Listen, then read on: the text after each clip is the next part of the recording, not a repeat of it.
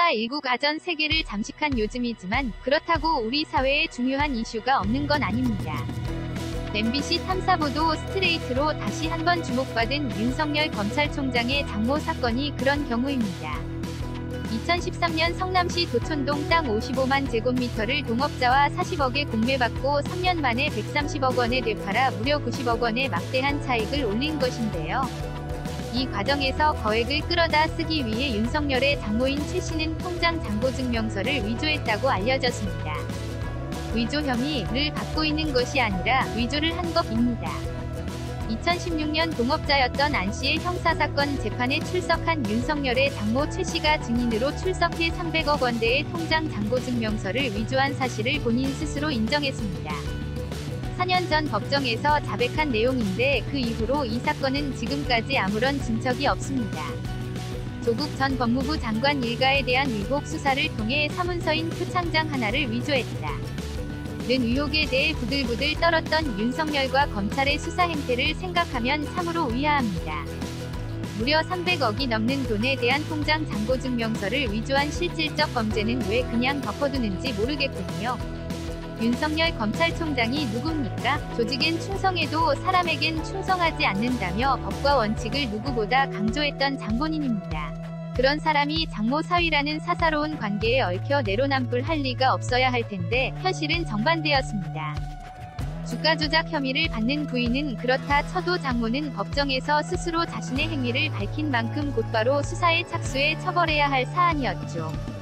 하지만 검찰은 공소시효가 다 되도록 시간만 끌고 있었습니다. 검찰의 이 역할에 충실했던 언론, 방송의 행태 역시 마찬가지입니다.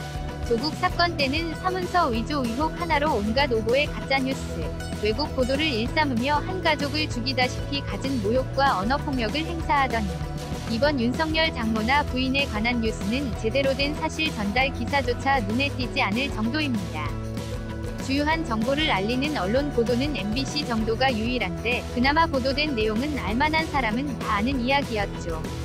아쉽긴 해도 MBC가 나서서 보도했으면 받아 쓰는 기사라도 있어야 할 텐데 평소와 달리 주요 언론은 이를 단신 처리하거나 아예 침묵하는 중입니다. 이건 대체 무엇을 의미하는 걸까요? 지난 3월 18일 검찰에 출석해 조사를 받을 예정이었던 윤석열의 장모 최 씨는 검찰에 출석하지 않았습니다. 검찰 수사가 지지부진하자 경찰이 별개로 수사를 벌이고 있습니다. 경찰은 이번 사건의 진정인인 노덕봉 씨와 장모 최 씨의 동업자였던 안 씨 등 중요 사건 관계자들을 불러 조사를 마친 상태라고 하죠. 서울경찰청은 윤석열 장모인 최 씨의 소환 여부를 검토 중이라고 하죠. 특히 경찰은 4년 전에 범죄 혐의가 드러났는데도 그동안 왜 수사로 이어지지 않았는지 들여다보고 있습니다. 2018년 의혹이 제기됐을 당시 윤석열은 자신이 관련돼 있는 증거가 있느냐며 피해자가 고소하면 될 일이라고 선을 그은 바 있습니다. 시간이 지나 이제 장모의 일은 고소 사건으로 올라 사건 주요 관계자가 모였습니다.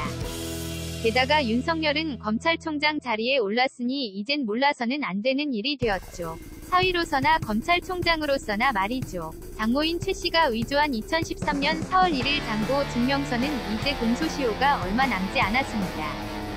그렇다고는 하나 법조계에서는 수사위지만 있다면 공소시효는 문제되지 않는다는 견해가 지배적입니다.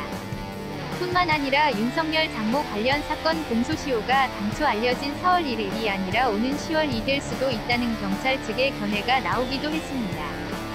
지난 19일 윤 총장 장모인 최 씨의 사문서 위조 혐의 사건을 수사하고 있는 서울경찰청 지능범죄수사대 관계자는 최 씨의 통장 잔고증명서 위조 혐의 등 사건의 공소시효가 오는 10월 2될 수도 있다고 밝혔습니다. 2019년 대한민국을 뒤흔들었던 조국 사태 이후 문재인 대통령은 11월 8일 공정사회를 향한 반부패정책협의회 모두 발언에서 검찰개혁에 대한 국민의 요구가 매우 높습니다. 검찰은 정치적 중립성에 대해서는 상당 수준 이루었다고 판단합니다. 이제부터의 과제는 윤석열 총장이 아닌 다른 어느 누가 검찰총장이 되더라도 흔들리지 않는 공정한 반부패 시스템을 만들어 정착시키는 것이라고 생각합니다.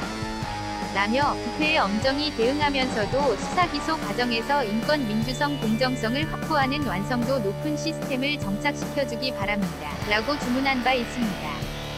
윤석열 검찰총장 스스로 그동안 자신했던 만큼의 공정함만 보였어도 장모 사건이 여기까지 오지는 않았을 겁니다. 조직에 충성하는 동시에 제19만 감싸는 그의 모습을 보면서 평범한 시민은 다시 한번 법 앞에 평등을 생각하게 되는 요즘입니다.